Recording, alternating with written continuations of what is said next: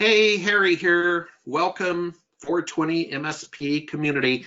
We're back with Jake and Josh for our monthly Around the Horn with our contributors. And what we've explored in the past with these two individuals is a couple of things. The fact that they're managed services providers and IT pros active in the cannabis vertical. And then we talked a little bit about their geography, their geographic distribution, where they can cover both Southern and Northern California. So folks, that's already up on the site.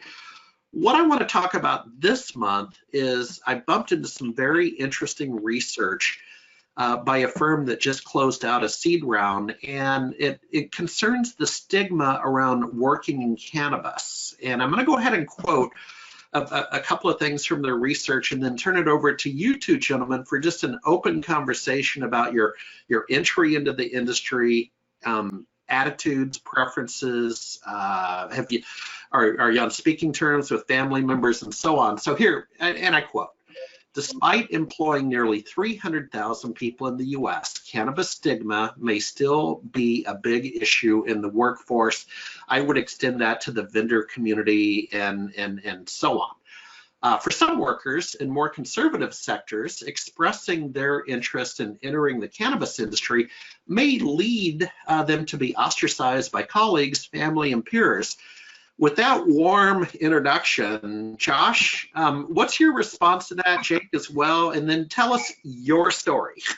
All right, well, I'm going to start with that because I find it interesting. I've been doing some blogging for one of my major vendors, won't name them, but they're one of the big players in the IT space. And the topic I've been writing on this year is sort of new non-traditional verticals that MSPs can focus on. And so I wrote about our work with the architecture industry. I wrote about our work with creative nonprofits. And they said, what do you want to do next? And I said, well, I have a great idea, cannabis. And they said, no, can't do it. So that was somewhere in the vendor community where they said they weren't ready to be associated with this vertical yet. And with that, I'll pass you to Jake for a little more on that. Yeah, I've experienced something similar with a couple vendors. One of our storage vendors, one that we use as for NVR solutions when it comes to video surveillance. They wanted us to work with them on white papers, building out more info on our site about the services. I told them that the primarily growth that we've had has been in the cannabis space, and they really wanted nothing to do with that. They didn't want me to mention that it was for cannabis. They said you can mention that it's for manufacturing, but they didn't want me to get into the specifics. Also had a similar incident. Josh and I partnered at a small event. We brought a friend of ours, a compliance attorney. He was happy to come and speak, but he didn't want to be listed on any websites tied to that in reference to the other consulting that he's doing for other industries. He's just not sure yet if it was going to have any effect. So absolutely, this is definitely real, and it's with our vendors and our partners.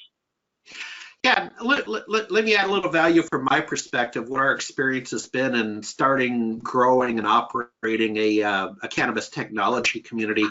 Now you got to remember, much like your state, Seattle is A, legal, B, cannabis friendly, and C, let's just say on the left coast.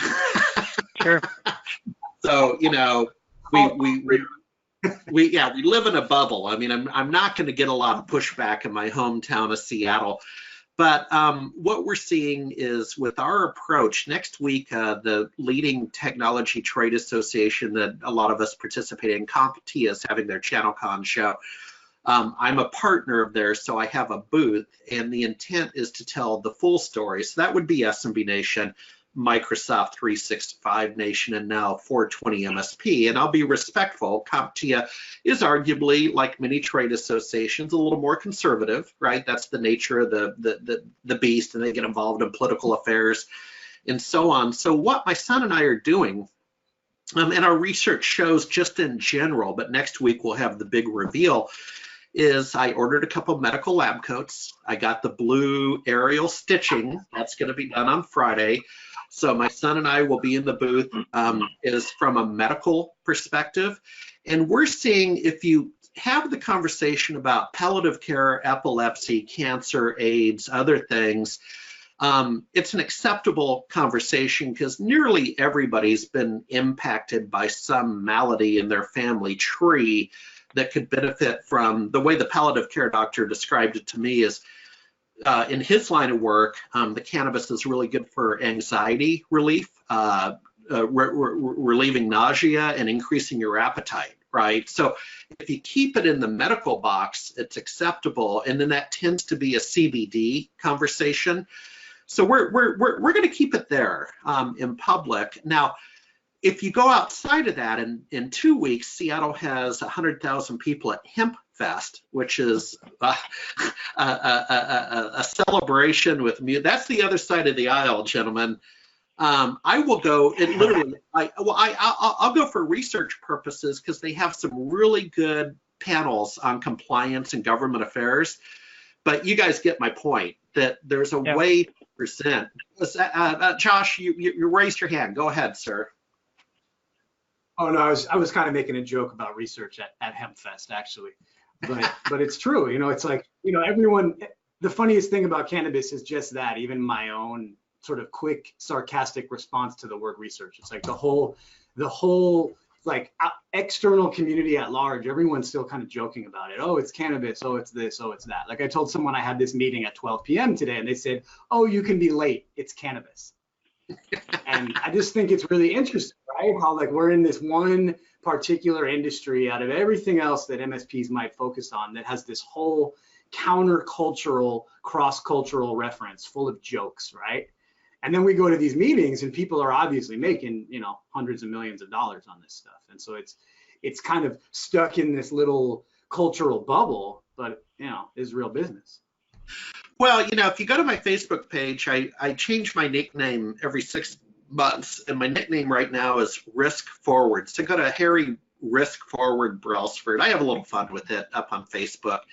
But Josh and Jake, I am a risk forward investor, right? I mean, that's been my career with Small Business Server in 97. Thank you.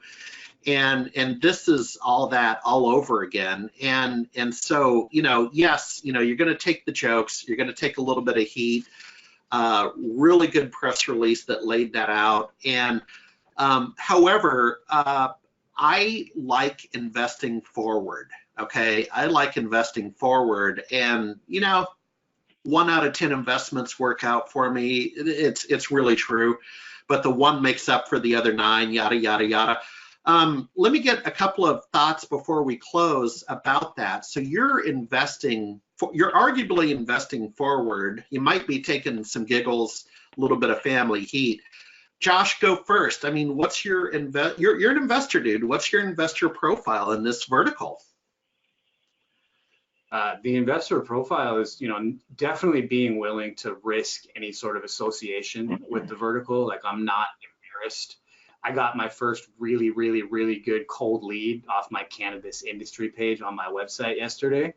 We'll see where it goes, but it's already like the most personal cold lead I ever got off my site. So the investment right now is just being willing to be associated with this vertical. I mean, so far it's not that expensive to be involved in this vertical. So it's more of an investment of reputation and time. What about you? Time. Yeah, Trust me, brother. Time has a cost. Jake, go ahead. Yeah, I agree. And at this point, the investment has been, you know, I'm willing to speak. I'm willing to share the information that I have and what I've learned, and put that out there and let people know that we are a company that actively pursues and wants to work with the cannabis industry, that we have experience both on the video surveillance, digital, you know, surveillance and planning, as well as, you know, the cybersecurity side of the industry, and it's necessary and important, and we're not ashamed or afraid to go after that. Yeah, and I think that's the Jake. I'll end on that. Let me catch what you're throwing is that it takes ashamed would be a word. It definitely taps in at some level of your psyche about maybe self-esteem and confidence level, because, you know, gentlemen, you're putting yourself out there, right? I mean, you have to raise your hand and say, yes, I will. And I don't know if you can ever not go back, but to some extent, there's no going back once you make that decision, right? You've put that stake in the ground, and I applaud. I mean, you know, in 10 years when we're cannabis billionaires, we're going to enjoy watching these early interviews and get a good chuckle out of it. Who's going to get the last laugh? Who's going to get the last laugh? That's going to be all of us laughing. All right. Well, hey, gents, enjoy the dog days of summer. Go fishing. We'll catch you on the flip side next month. Thank you for your contribution. Thanks, Harry. Thank you, Harry. You the man. All right. Bye.